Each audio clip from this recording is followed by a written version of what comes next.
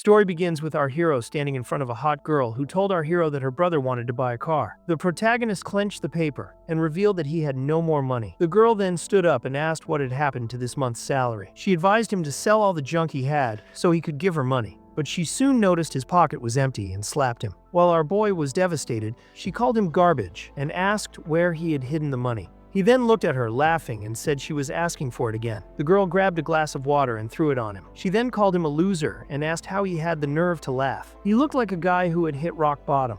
He admitted he was trash and had no money left. Then he screamed, saying that just this month her parents had bought a house and a car with his money. Even if he earned $100 million a month, it wouldn't be enough for how much her family wanted to drain him dry. The girl then asked what he meant by her family and questioned whether they didn't all consider themselves the same family. She said he was cold-hearted and asked why he didn't care about her family. Our hero laughed and told her to go to hell with that idiotic family because he was tired of them. The woman, totally unfazed, told him if that was the case, he could die 100 times over. He spread his arms and asked if she really thought he didn't have the guts. She said she'd love to see him die, but first she wanted a moment to buy some life insurance, so at least she'd get some value out of it before he died. Our hero smiled and ran toward the window. She shouted at him, but the guy was about to find out if he could fly. In the middle of his fall, he wondered if that was truly the end of his life. Then the scene shifted to July 1st, 2009. A short-haired woman asked our hero why he was suddenly kneeling. A blonde guy questioned if kneeling as soon as you walked in the door was a family tradition of his. That's when our boy seemed to regain his senses. He was surprised, wondering if he was alive. The woman asked if he was going crazy. He looked up and called her mom. Apparently in China, when you marry a girl, you start calling her mother mom. But she only said he could call her that if he put another $40,000 into the wedding. The guy was a bit confused, wondering what kind of dowry price that was. That's when he remembered this all happened 8 years ago when he proposed to Fang Yuxue. The price had gone from $40,000 to $400,000, and she asked what he thought about that. He got up, saying he thought a lot about it. In his past life, that wretched family had drained everything from him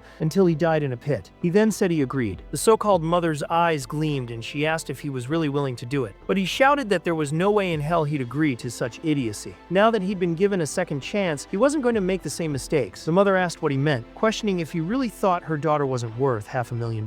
Yuxue remained silent. Our boy asked if this whole family had a hearing or mental problems. He had already made it clear he wouldn't spend a single cent on this wedding. Yuxue stood up and asked how he could say such a thing. But he replied that she should be arguing with her mother for being sold for $500,000. She made a pained expression and said it hadn't been easy for her family to raise her, so they deserved to ask for something. He then asked what he'd gained besides a loser brother who only robbed his money. The blondie idiot stood up, demanding to know who he was calling a loser. Our boy, mercilessly, said it was him who couldn't even earn enough to feed himself. The blondie guy went in for a big punch. But it seemed R even fought this guy in a past life, and wasn't going to act the same way. He smashed the guy's head against the pavement, while the mother screamed at him to let him go, who was supposedly his family. But our boy responded that as long as he wasn't married, none of them were in his family. He then turned around and declared that from this moment on, he had nothing to do with any of them. Yuxue asked if their relationship wasn't worth any money at all. Our boy asked if she had ever wondered how much his family had worked hard to earn $500,000. In his past life, his father spent everything he had on lottery tickets and ended up winning. With that, he gave $500,000 to her family, securing the marriage. That was a man who gave his all. He then walked out the door, saying all she wanted was someone to support her family, and that someone wasn't going to be him.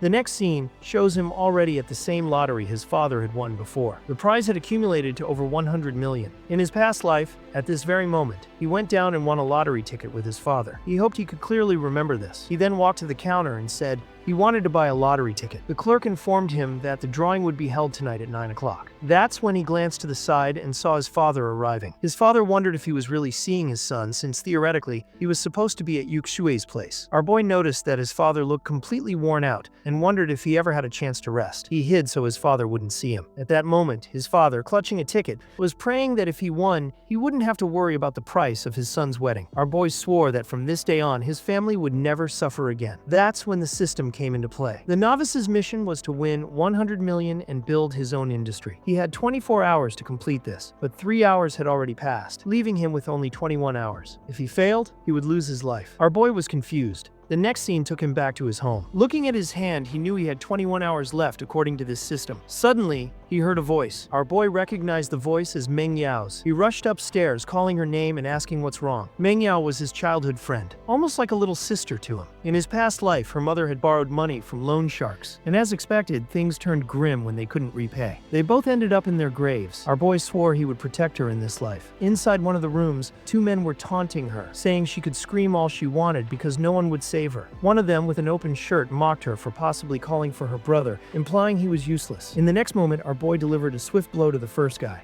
He saved her quickly. There was a punch and a hug, a spot on rescue. The blondie guy didn't even know who had hit him. Another man approached from behind, asking if he was tired of living. But our boy easily grabbed his arm, questioning how a gangster could be so bad at fighting. The blonde guy pulled out a knife, threatening to kill him. Our boy, however, stated that he knew they were here for money, warning that if anyone made a move, they'd never get paid. The men questioned if he actually had money. The one in the red shirt scoffed, saying it was obvious he was dirt poor. The blondie then pointed out that the debt exceeded $500,000. Our boy responded that he would have the money in 3 days. This time, instead of spending $500,000 on one woman, he would spend it on another. A genius move indeed. Another man reminded them of several outstanding medical debts. The blondie warned that if they didn't have the money by the due date, they will take the girl instead to cover the debt. Our boy declared that when he delivered the money, everyone would have to kneel and apologize to her. As they left, they mocked him, saying he should try his luck, or he'd be without legs soon. The system then reminded him he had 20 hours left to complete the mission, and had to act fast. His life was tied to survival points, and at the moment he had very few points, so his body would begin to show symptoms. The system mentioned the real estate agency that was about to go bankrupt. While he was lost in thought,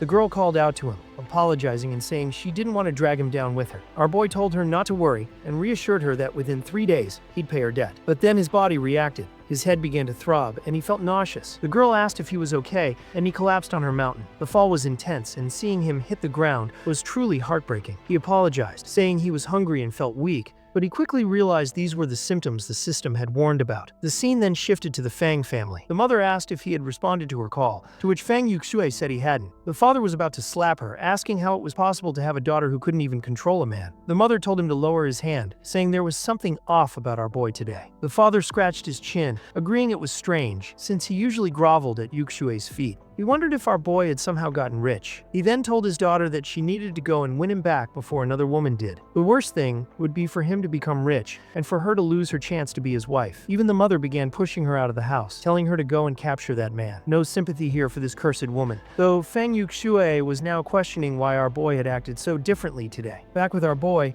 he was serving some apples to Meng Yao when the doorbell rang. She opened the door, and outside it was, of course, Fang Yuxue. As soon as she saw our boy, she demanded to know what was going on. Our boy said he had made it clear that there was nothing between them anymore, or if she was there because her snobby mother wasn't satisfied. Yuxue, however, shouted that it was impossible and wanted to know if he was interested in someone else or if he changed his mind just because they raised the wedding price. Our boy told her to give up, saying that anything between them was completely impossible. He said that whatever bond they once had is now broken and he'd give her some advice. She should leave that house as soon as possible and live more freely. She ignored him and called him a delicate son of a mother and swore he would regret it. Meng Yao stood there, confused, not understanding what was happening. As far as she remembered, they were very close, so how had things turned this way? Our boy told her to stay at his place for now because he had to leave for a trip. He thought to himself that he didn't care about that stupid relationship and that it was time to explore the available businesses in the city. Out on Jiangxing Street, people were talking about the lottery drawing. Apparently, fortune fever was running wild in city. His father was there, saying all he wanted was for his son to buy a house and get married.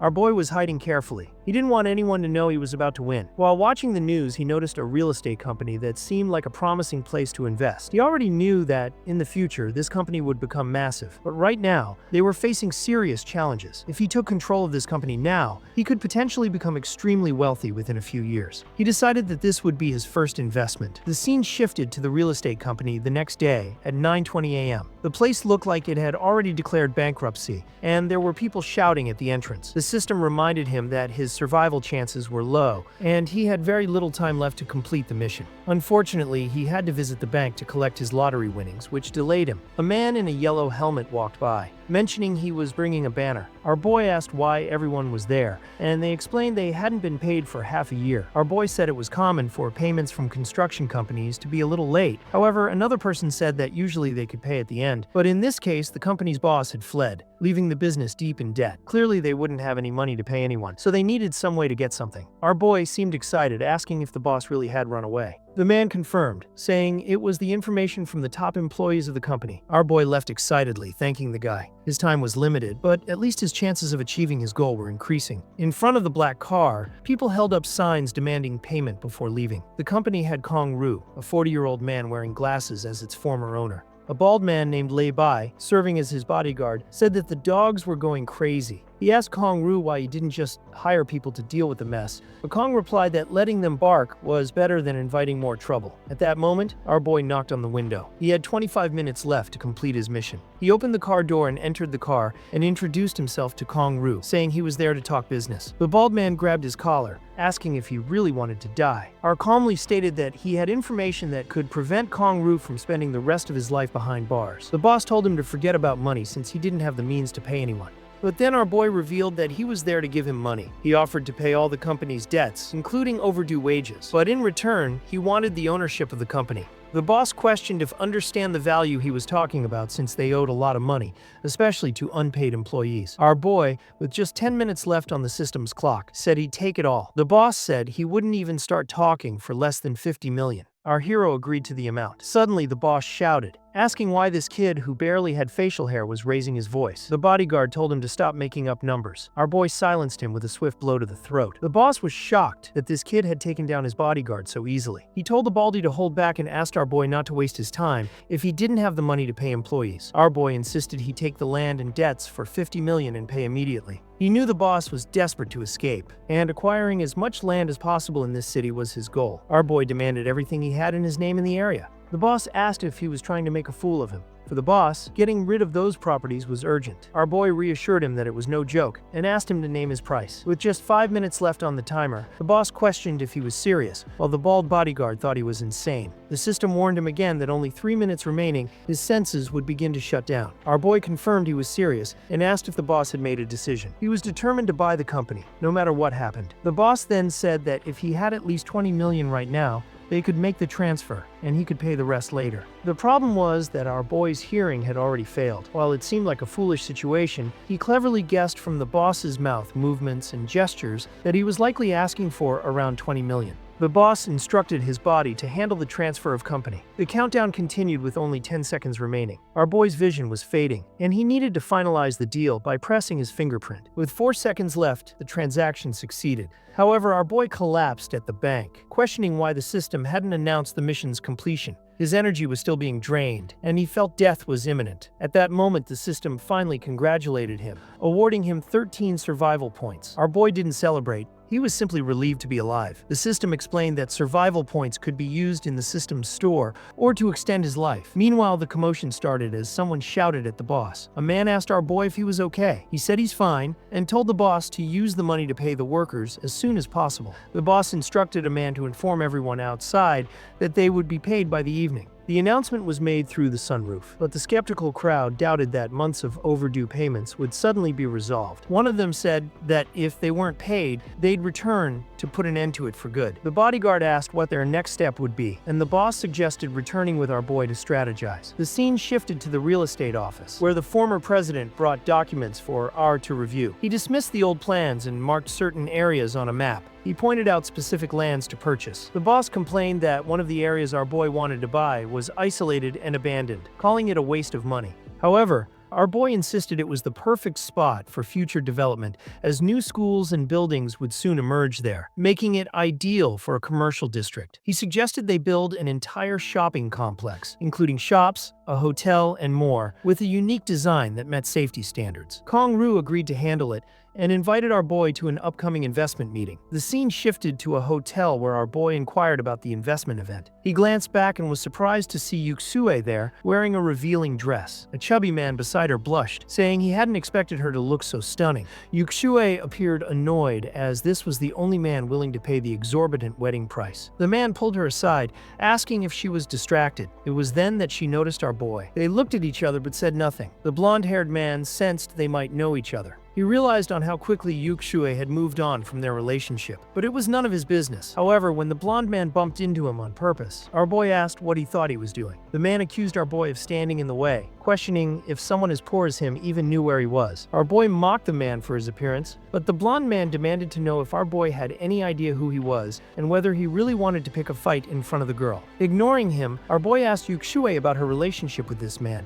to which she replied that it had nothing to do with him. The blonde man walked away, taunting our boy to keep dreaming he'd ever have a woman like Yuksue. Our boy realized that he had once thought that Yuksue was a simple and kind girl, and believed the problem was her family. But it seemed he was wrong, and this realization allowed him to finally let go. The scene shifted to the investment reception. The system assigned our boy a mission to invest in one of the businesses to earn 10 more points. Our boy knew this would be challenging. A security guard blocked his entrance, asking if he knew where he was going. Our boy asked if this wasn't the investment reception. The guard told him to leave because this event was for people planning to spend millions. Our boy ignored all of it and simply stated that he was also there to make some investments. However, the security guard mocked him, asking what kind of investor walked around in janitor clothes. Our boy was not pleased by being judged based on his clothes. At that moment, the blonde-haired man appeared and asked if our boy was following them. The guard laughed, saying that this kid really seemed lost and was even claiming he was there to invest. The chubby man mocked him, saying that he needed to learn to invest in himself first. He placed a hand on his shoulder, remarking that he had energy but couldn't waste it by just chasing after women. He said there was no use in him getting angry, since that beauty would stay in his arms. Our boy was about to walk past, but the guard blocked him again. At that moment, the chubby man noticed something and mentioned that Brother Kong had finally arrived. Our boy glanced at Yuksue and asked if she was doing this for money. She claimed it had nothing to do with him, but he pressed further, asking if she was truly willing to do anything for money, even degrade herself in such a way. She remained silent, and he turned away. Meanwhile, the chubby man asked Kong Ru if his company had recently been acquired. Kong Ru confirmed, and the chubby man mentioned that he too was looking for someone to sell his business. As they spoke, Kong Ru noticed our hero and excused himself, saying he had another person to speak to. He approached our hero. The chubby man was confused, wondering why Kong Ru was addressing the young man as Mr. Yan. Yuksue, watching from the sidelines, was equally curious. The chubby man asked Mr. Kong if he had lost his mind by calling such a young man his boss. Kong clarified that they were misunderstanding. Mr. Yan was indeed the new owner of his company. The chubby man was shocked, asking if this was the same person who had recently bought his company. Kong confirmed it. The chubby guy immediately turned to our boy, apologizing for his previous behavior. He claimed it was all just a joke, that he didn't know his identity, and begged for forgiveness, promising to do whatever was asked of him. Our boy turned to him and asked if he was Mr. Maidong. He confirmed, and our boy coldly told him to leave. Naturally, Maidong left fuming, muttering that he would pay for this humiliation. Once inside the event, Kong Ru asked if our boy had any particular investments in mind. Our boy replied that he hadn't decided yet, and needed to look around, knowing that the best options were likely already taken. That's when he noticed a booth for a company called Nebula, which would become highly influential in the internet industry. The representative handed him a card, explaining that they would be producing wireless routers. Our boy recognized the man as Zhang Pengju, the company's founder. Seeing him working so hard now made it clear why Nebula became so successful in the future. Kong Ru advised him not to invest in this company, claiming it was a foreign company with little value in the local market. Others agreed, saying the idea of internet routers as a distant prospect, not worth investing in yet. Pengju insisted that routers were the future, with wireless signals soon becoming essential worldwide. The others scoffed, saying only an idiot would invest in something like that. They argued that such a business shouldn't even qualify for this event. That's when our boy pulled out his card and announced he would invest $15 million in the company. Pengju, sweating nervously, asked if he was serious. He confirmed, saying he was confident that with the growth of the internet, Nebula would become a major force. Out of nowhere, Maidong appeared again, shouting for everyone not to listen to him, calling him a beggar spouting nonsense. He was about to insult our boy when Kong Ru stepped in, warning him to be quiet since they were friends. But this would be his last warning. Suddenly, Maidong revealed Kong's plans to abandon his company and leave everyone unpaid. The other investors started whispering, calling Kong untrustworthy. Kong began to protest, but our boy cut him off, asking if he really thought he didn't have $15 million to invest. Maedong arrogantly said he could spot a liar easily, especially one as poor as him. Our boy challenged him to a bet. If he could produce the $15 million to invest, Maedong would have to kneel, apologize, and slap himself 3 times. Maedong hesitated. He was sure that our boy had no money, but worried about the consequences if he did. Just then, someone interrupted, saying that Mr. May was rooming the fund for everyone. It was Tang Ning, the second son of the Tang family, a significant figure, judging by Maedong's trembling reaction. Our boy knew the Tang family produced materials essential for Nebula's equipment. Since he wants to invest in those guys, it would be perfect if he could get closer to them. Tang Ning asks what's going on, and Maedong says they're just joking around. Nothing serious. However, Tang Ning asks if they really think he's an idiot, as he's sure something's going on and wants them to continue. Maedong says, fine then, they'll make the bet. Meanwhile, Kong Ru asks our boy if he's sure he wants to make this bet. Our boy says he's sure, but the problem is he doesn't know where his card is. At that moment, Yuxue tells him he should just disappear before he embarrasses himself. She thinks to herself that he's clearly lying. Maedong grabs Yuxue and tells our boy to stop pretending and just admit he lost the bet. However, it turns out that our boy is just messing around. He dramatically pulls out the card out of nowhere. He turns to Pengju and says that if he agrees to the deal, he'll make the investment right now. He obviously agrees and says he'll go get the machine, thinking that despite his shabby appearance, this guy is reliable. Just then, a Maedong intervened, calling our boy a beggar and snatched his card, showing everyone it was a basic card. He mocked our boy for lacking a special card if he had such wealth. Our boy took back his card, stating they'd soon see who had money. The transaction was initiated, but the machine showed insufficient funds. Maedong laughed, calling our boy a fraud. Our boy was confused and couldn't understand why his funds were inaccessible. Kong wondered what to do next, and Pengju, sensing something was wrong, believed our boy wasn't lying. Maedong pretended to be generous, suggesting he forgive our boy and wouldn't demand he kneel. But Mr. Tang intervened, saying that bets must be honored. Kong protested, saying banking errors were possible. Maedong, growing impatient, demanded our boy settle the bet. He declared that Maedong feared he truly had money and wanted to escape. Maedong scoffed, claiming he had nothing to fear from a child. He ordered security to force our boy to kneel if he didn't comply. Our boy calmly said it was too soon to conclude anything. As tensions rose, our hero disappeared in a blur, taking down 2 guards instantly. Feng Yuxue was stunned, unable to comprehend his newfound combat skills. Even Tang Ming was amazed by how quickly he dispatched the guards. Bank officials approached, but Maedong dismissed them. Tang Ming insisted the matter be resolved. As the account balance was checked, Chubby Man mocked our boy having 50 million. He confirmed he did, explaining his funds were temporarily frozen due to pending verification. Once cleared, he'd receive a higher tier card. The news stunned Yuxu and the Chubby Man. Our boy asked if the transfer could proceed now, while the Chubby Man accused the bank official of being a stooge. The officials handed Maedong the card, confirming everything was legitimate. Shortly after, he informed our boy that his bank issue was resolved, and he'd soon receive a gold card. Enraged, the Chubby Man demanded he make the promised investment. Our boy completed the transaction successfully. Kong asked if Maedong had anything more to say. Cornered, he claimed they set him up and refused to kneel. Tang Ming kicked him from behind, reminding him to honor his bet. Maedong slapped himself, apologizing to our boy, but he pressed, saying he hadn't finished everything as agreed.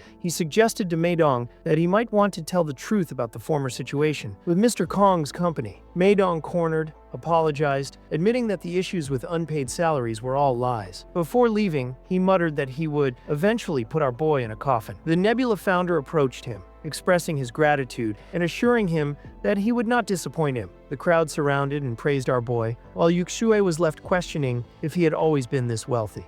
She recalled her parents pushing her to meet that chubby man that day, insisting she find a rich man, as they saw no value in raising her otherwise. Her mother made her usual dramatic claim, saying she wasn't forcing her, but failure would mean the family's extinction. As Tang Ming observed, stating their meeting must be fate, Yuxue left. Our boy earned his points from the system, which then informed him it would take a 10% cut of his earnings. Our boy was irritated by the unexpected tax. At that moment, Kong's bald assistant informed them of a new problem. Workers were rioting again despite the transfer of payments. The workers demanded severance, fearing job loss under new management. Kong wasn't sure how to handle the situation with projects taking time to start. He asked our boy what they should do. He suggested returning to the company to handle the situation. Arriving at the site, chaos erupted as workers clashed. A worker pushed a blonde man against the wall, demanding to meet with Mr. Kong. In the commotion, a drill was brandished. Someone called for an ambulance as our boy and his team arrived. The injured worker was unconscious, with others shouting about preventing intrusions. Our boy calmly asked if an ambulance had been called.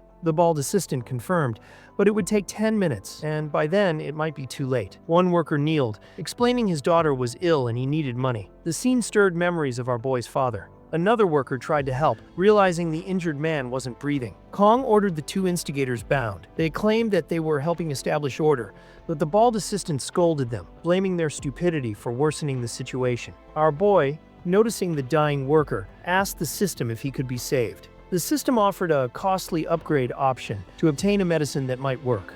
But all our boy could access was basic enhancements. The system then proposed another solution, spending 12 points to keep the man alive until medical help arrived. The function was one-time use. Our boy hesitated, but agreed. The worker's condition stabilized, and the instigators were thrown to the ground. Our hero was furious, but suddenly realized that these were the same thugs who had threatened Manhwa earlier. When Kong Ru inquired, they admitted it, revealing that our boy was burdened with a debt caused by a neighbor's gambling mother with plans to exploit his sister.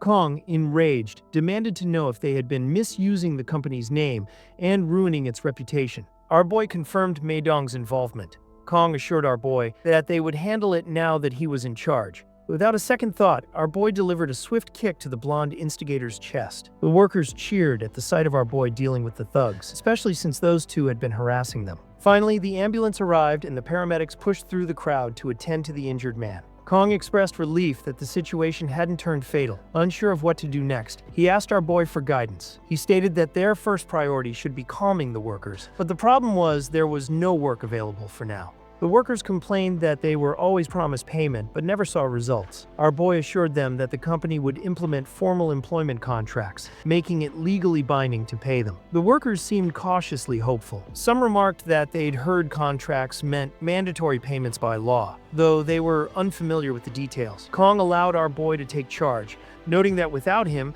the company would have collapsed. When Kong asked what should be done about the two thugs, our boy said their focus should be on preserving the company's reputation. He recommended covering all medical expenses for the injured worker. Kong promised to handle it. He then left, advising Kong to deal with the troublemakers. Back at his home, opening the door, he was greeted by a bright sunbeam. Manhwa asked why he was late. He explained he had business to attend to. She inquired if he was working extra hard to marry Yuxue. He dismissed the topic, promising instead to find a better place for her soon. He knew Manhwa's dream was to live in a grand house, and perhaps he could make it happen tomorrow. But he suggested she rest first, since it was late. Lying in bed, he reflected on the system's grip over not just his life, but the lives of others. He wondered about its limitations. And that's the end of the video. Don't forget to like this video and subscribe to the channel. See you next time.